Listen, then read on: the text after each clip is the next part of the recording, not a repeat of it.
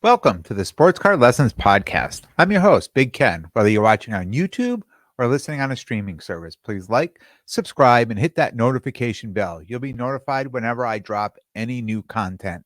And if you're not already subscribed, head over to YouTube, search Sports Card Lessons, and hit that subscribe button. I appreciate it. Welcome and thanks for being here. Big shout out to Brad on IG at outlaws_sports_cards for coming on uh, Monday's episode. Jeez, I have to remember what day it was. For coming on Monday's episode. It was a great episode. Had a really great response. A lot of people just seem to enjoy that episode, and I'm glad. I'm glad it's such great response, and I'm planning on more guests, less me, more guests. Um, but today you've got me, 100% me. Um, and today, and maybe like a lot of people out there, I am suffering from severe FOMO. Yes, I said it, FOMO. Seeing all these Instagram and Facebook and X and every other social media platform, people heading to the Burbank show for a card show this weekend. And not only heading there, right, but seeing these pictures and videos of the people in the airports making deals with their Zion cases open and you know, it's almost like having a trade night at the waiting to get on a plane at the airport. So that is really cool to see some of that going on. People making deals at the airport. When I looked at the calendar and I saw this show, I mean, I know I tried to make it last year. I know my man Carmine at Carmine's Cards. He was out there last year, and I tried to work it out so I could meet him out there. It didn't work. So I looked at the calendar. I said, "Okay, I'm going to the next one." Because I felt I really missed out. And then I saw it was Labor Day weekend. Then I was like, "Oh, I knew it was going to be tough, for me to go." So I said, "Look, if I can acquire a table, it it it it may motivate me to get out of some of my previous engagements, things that I had planned for that weekend." I did not end up acquiring a table, and it was probably for the best. Um, but I'm saying it again. I'm going to try to get out there for the next one. And for me, it's flying across country too. So if I go, I just don't want to go for a show. I just don't want to go for a weekend. If I'm going to go across country, it's a long flight. It's like 6+ hours each way. I want to make a little mini vacation out of it. Go to the show and just do some other things too. Make it worthwhile if I'm going to be traveling that far. So good luck to everybody who's at Burbank this weekend. I know it's going to be a great show. Today's episode, navigating the hobby dead zones. I've talked about this over the last 3 seasons. Something that I hate are these hobby dead zones. And I think I say I hate them because I've learned valuable lessons on what and what not to do during these periods in the hobby. Uh, and first, we'll identify the first dead zone is right now, right? And again, it's just my perspective. This is from my point of view. This is what I see. This is what I've learned. These are the areas that I in the past have tend to make mistakes, and that's why I want to spread that knowledge to you guys. But right now, it's national is over, right? It was over at the end of July. Um, and there's Burbank show is this weekend, right? So I am not there, but that's a West Coast thing. We had East Coast National here a couple weeks ago. So it's really like the last 2 weeks of August and the first 2 weeks of September. So that 4 weeks is just a dead zone. Baseball is nearing the end of the season.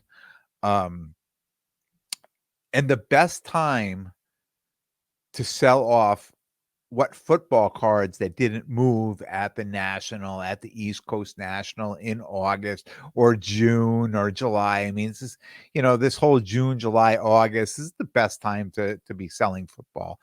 right? But not for buying it. This is not the time right now to be buying it. Um,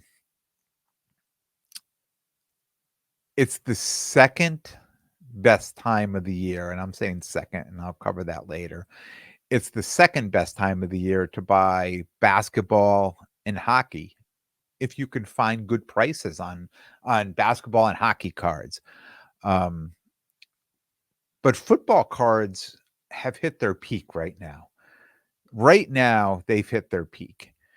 Um, and it turns into, a flipping game of hot potato.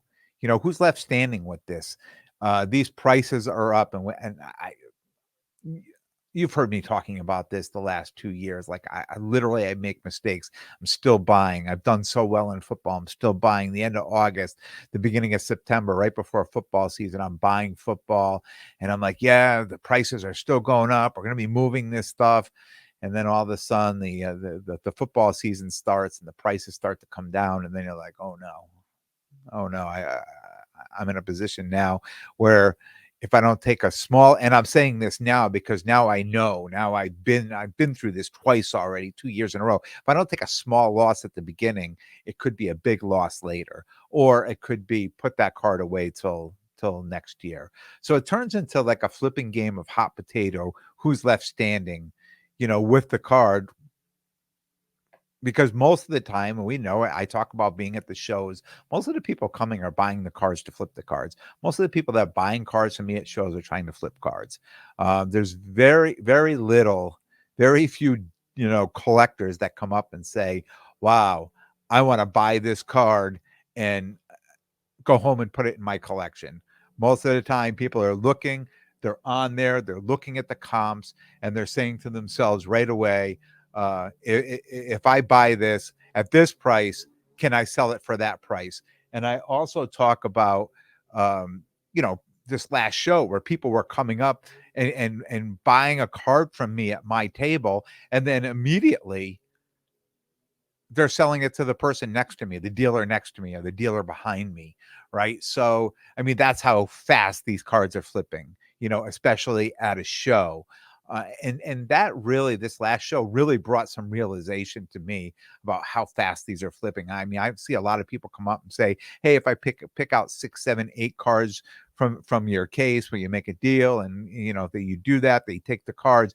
You never see those cards again. They put those cards in a bag and they're off to somebody else's table doing the same thing. So they're flipping those cards. They're flipping those cards somewhere else. They're not doing it right there in the show.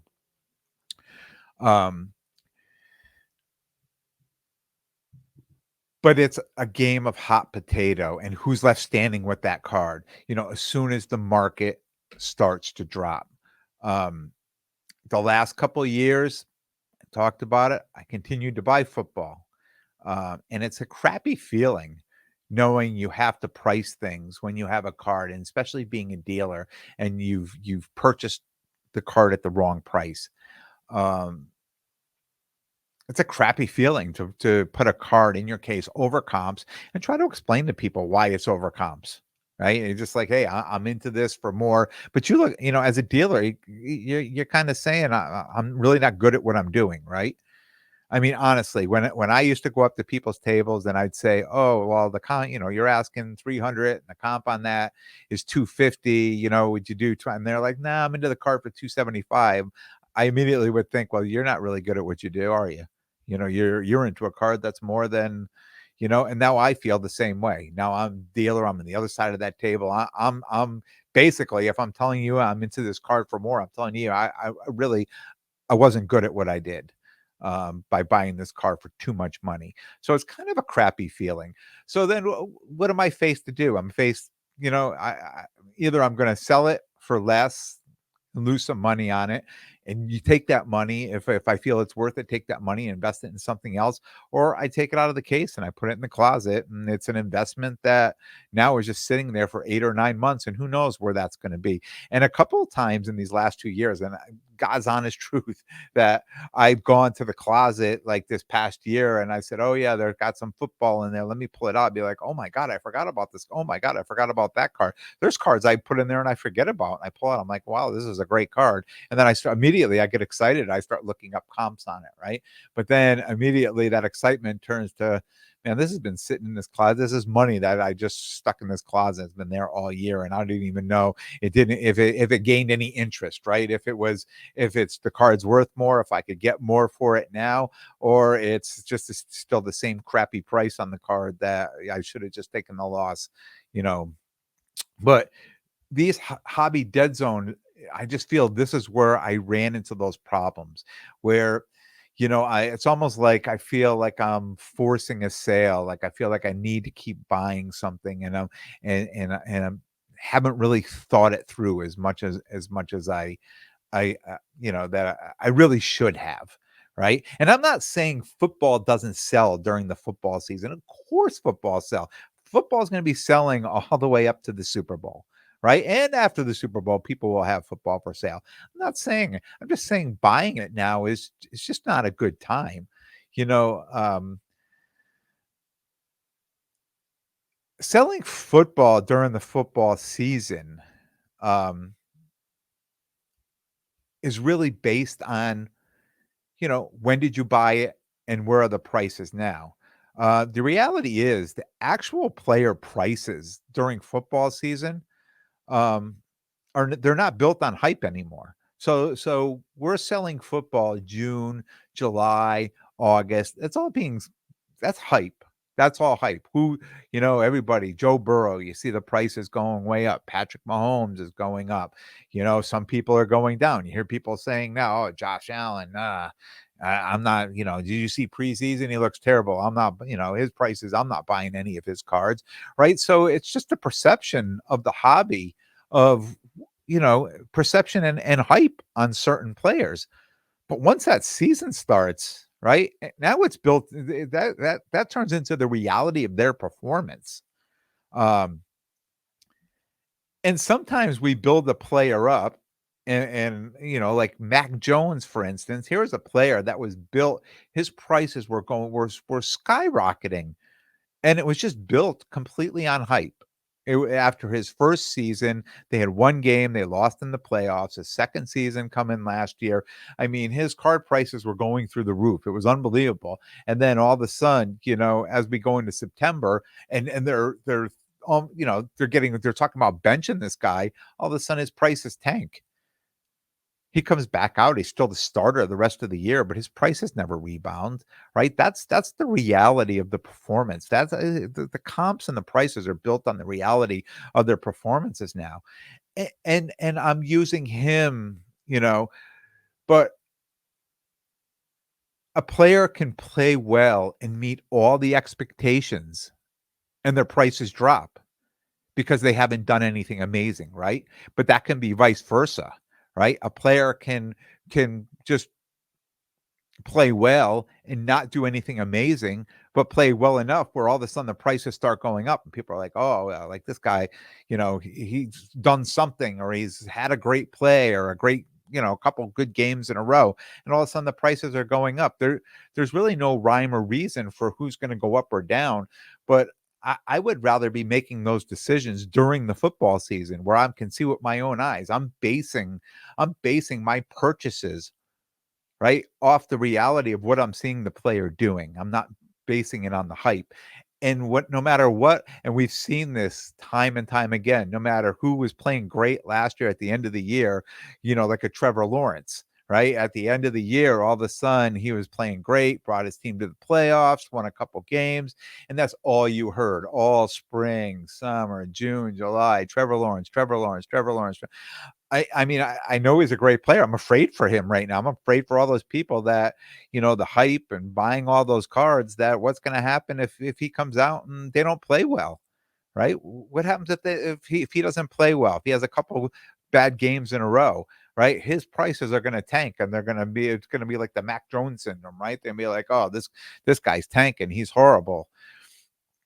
So buying now football at the height of the height of the market, I'm gonna say that where the prices have topped out right now, probably not a good idea. Probably got not a good idea. Um, and that's, we talk about, Joe Burrow is another one. I mean, what happens if he goes out and plays poorly? What happens if somebody goes out and gets hurt? Right? Like I've talked about, I'm sitting on a pretty big Joe Burrow card that I have for sale right now. I mean, he could go out. He got hurt in the preseason, which was a little nerve-wracking, right?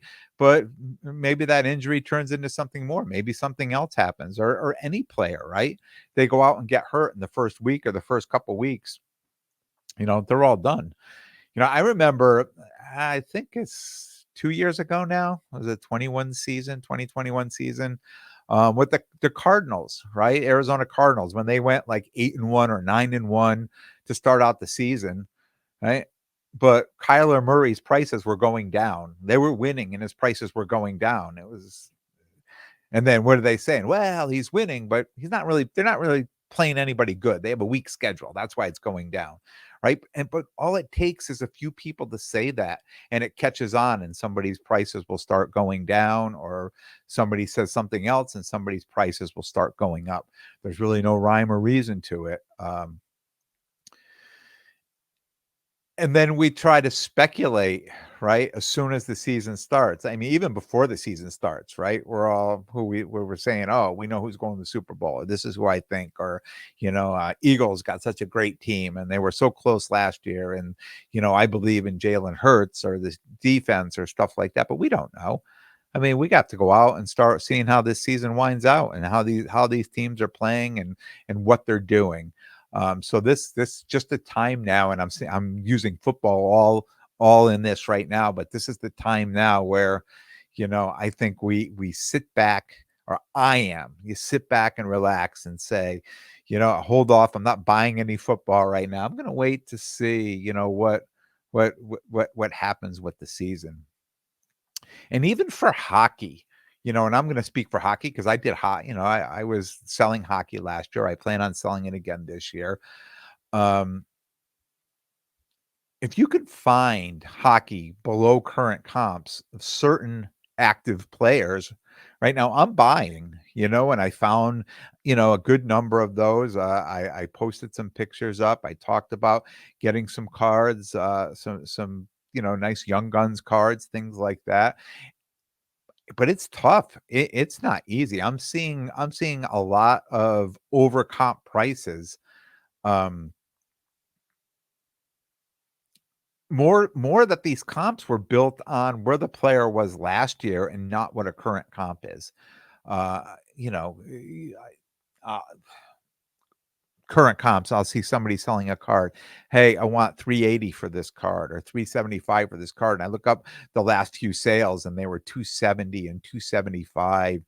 And then I reach out and I'm thinking to myself, I know what they're saying and I know what they're asking. And I know they're asking that price because that was where the price was at the height of last year's market. And I'll just, I'll message them and say, hey, current comp is blah, blah. I'd be closer to that. And they'd be like, yeah, no, I can't be anywhere near that. I'm into this card for too much, right? So where are we back to? Somebody didn't do their job, right? Somebody bought at the height of the market and is putting it up for sale, hoping somebody else will buy, at its top, right? So who's going to do that? Maybe a collector, right? But anybody who's going to be buying to move these cards, they're not going to pay last year's top prices. But definitely seeing over comps on those. And I bought into hockey late last year, maybe too late. I'm going to admit it. I decided I was going to get into hockey. It was too late last year.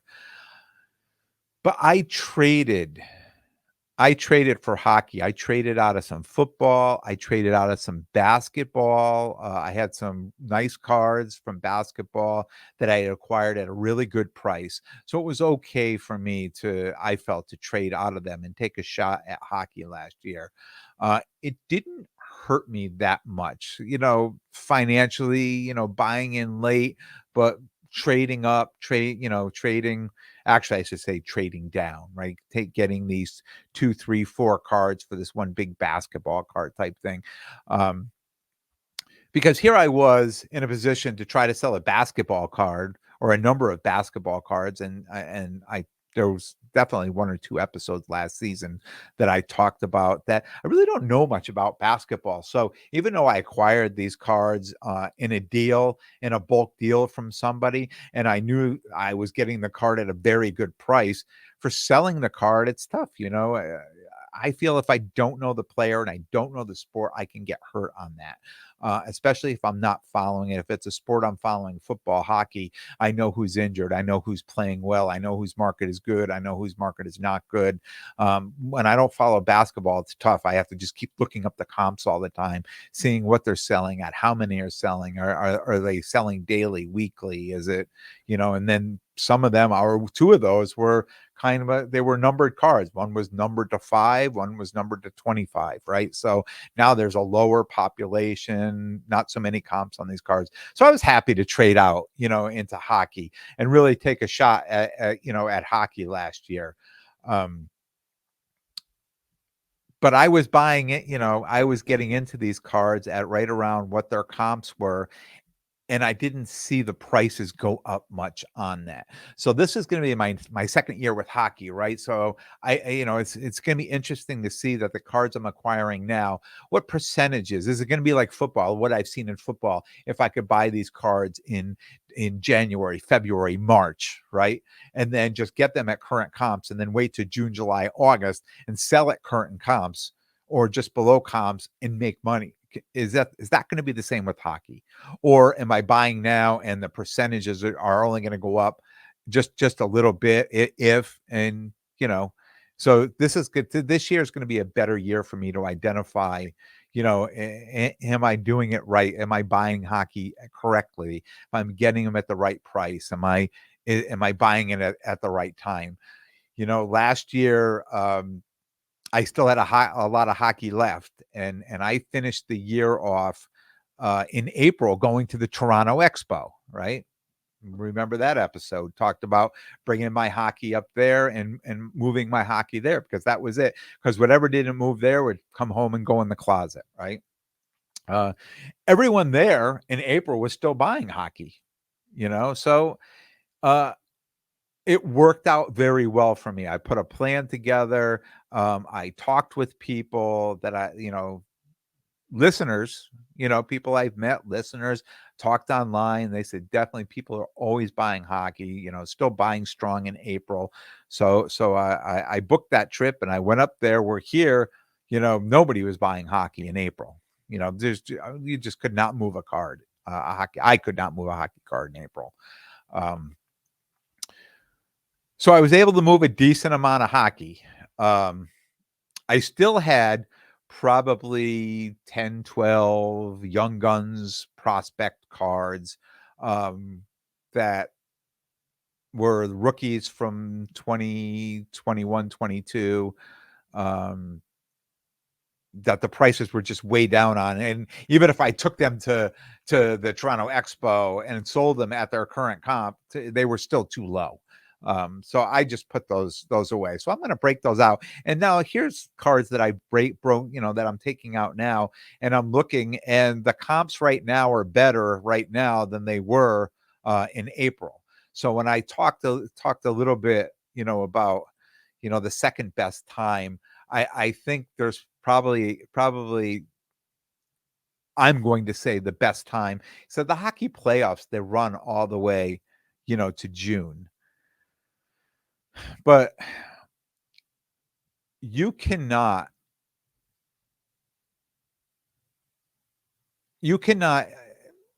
so here's the thing with basketball, and I don't know much about basketball, but I know the hobby, right? So I know people every year is they speculate who do they think is going to go to the playoffs, and they try to buy those cards, right? And then as with basketball, if the team they chosen and the players they knew were going to do well, right, those card prices jump up and they're selling those cards right away. As soon as they have a good game or two, boom, those cards are selling immediately, right? Newsflash, you cannot do that with hockey.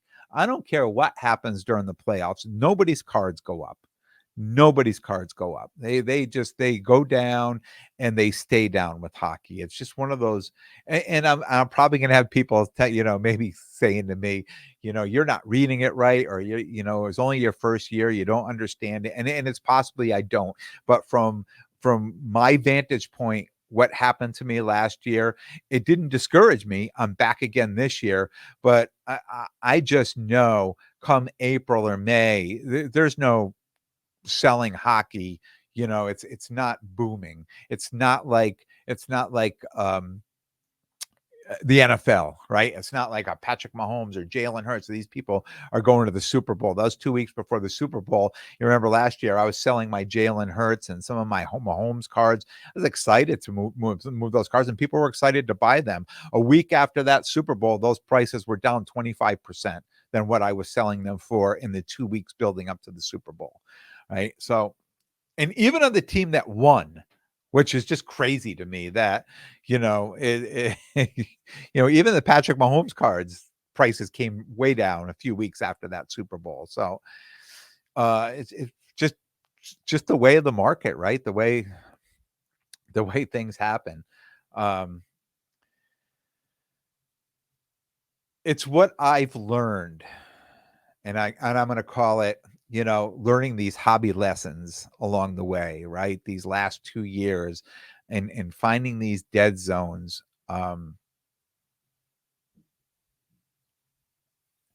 that probably, I'm not going to say cause bad habits, but probably pushed me into doing things I shouldn't have. And that as I look back on it and I say, so when I have a card that I get stuck with, or I have to put in the closet, or, it ends up being sold at a loss, I go back and say, what was I thinking when I bought it? Um, how did I not see this happening? And how do I not make this mistake again? And a lot of times I go back to these dead zones. I come back to this area, coming off a lot of hype from the National and East Coast National, and we're doing all this, buying, and then all of a sudden it just kind of slows down, and it's like forced errors, right? It's almost like you don't want to slow down, you want to keep going, and you say, oh, this looks like a good price, and I'm saying me, I think that, and I get into things like, oh, this should definitely sell, or this I should make a little money on, and then it doesn't happen. I mean, it happens on some of them, right? But not all of them. But when I go back and identify where did I make the mistake, it's usually during the dead zone. It's usually during that area that I shouldn't have purchased, and I did anyways. And I talked about last week buying that Brock Purdy Prism, autograph card, and I bought that card with a good amount of money built in that I could sell it. But I didn't sell it at a huge profit, right? I really didn't. I sold it at half of probably what I made half as much as I probably could have made on that card, right? But I was happy to move it faster than, sooner than later, because I did not want to leave that show with that card, because I don't do another show until September. And I didn't want to be holding on to that card. It would have been a card I would have to come home, I would have to put online, and try to move online. And I just didn't want to do that. So even when I bought that card, had that buzzing in my ear, like saying, bro, you're going against everything that you've been planning all year. And once I moved it, I was like, oh, I felt relieved. I said, okay, I'm made a little bit, and I'm sure the person I sold it off to, they'll make a little bit on it too. I left enough meat on the bone on that one. Again, just happy to move it. So what does it mean for me after I get past this dead zone, right? I have shows in September, October, November. People are going to want to buy football. I'm not going to say they don't want to buy it. But if I can wait and I can hold off and I can see where the hobby goes and the market goes on all these players, who's playing well, who's not playing well. My October show, I'll sell off, what I still have for football, and I have other things to put in my case. And then by the October show, the November show, I'll probably pick more things up and drop, for the key. I'm not going to be filling up a whole case. I'm not going to be buying tons of cards. But if I come across good deals with, some good margins on it, I will buy them and put them in my case. Anything that I feel that, I can move and make a little bit of a profit on. But certainly not going all out buying a ton of stuff. Not unless a good bulk deal comes my way. Something like that, I would certainly jump on it and do my best to move it through the season. But yeah, I'll be restocking throughout the football season. But certainly, when I talk about my first year doing this, that I had 2 cases of football and most were overpriced and I wasn't selling anything. And I mean, it was my own fault why I wasn't selling anything. And then I bailed myself out of that. And then, last year I talked about, doing so well to the National and East Coast National. And then, getting in trouble again at the beginning, September, October, of just having cards that, I had to move, at less than I purchased them for, so I could just take that capital and put it into something that was giving me more of a profit that, I could make that money up on the the back end and not the front end, right? Or the opposite. I can take the loss on something I've already made a mistake on, but then buy into something that I could get a good margin on and make some of that loss back. So it all will kind of even out, and I hope it makes sense in my head when I do it. And we, you always hope that it's going to even out, but it's never a guarantee. And there's sometimes it works out even better than than you think it would work. I don't know if you guys could hear that. The guy mowing my lawn is sitting outside of my window having a phone conversation. So, but I apologize if you could hear the lawnmower going by. Um, but the other hobby dead zone, I talked about earlier is after the Super Bowl, right? Waiting for baseball to start, trying to buy basketball players that you're speculating their price, they're going to make it to the NBA finals and their prices are going to go up. And you know, as a dealer, as a dealer, you have to buy right. You absolutely have to buy right. There's if you're not buying well, it just it could turn into a lot of losses, right? So you have to buy right, and that's some of the hard lessons I've learned throughout the year, and I figured out better months over the last year because I take notes of I don't take so many notes when I'm selling things because mentally I know when is a good time to sell what. But as far as buying things, I go back and I look at when I bought things and how well I did on doing it and or how bad I did on doing it, right? Whether it was a good purchase or a bad purchase. Um, and a lot of my bad purchases came during these hobby dead zones. So this is where I step back, I take a breath, right? And even going into this one, I said to myself, "Hey, maybe this is a good time to maybe look at maybe some retired players, right? Some cards of players who have already retired, but people have and this is always brings me into this basketball thing where people say, hey, you could buy Michael Jordan or Kobe or thing. You don't have to even if you want to do basketball, these cards are still selling too.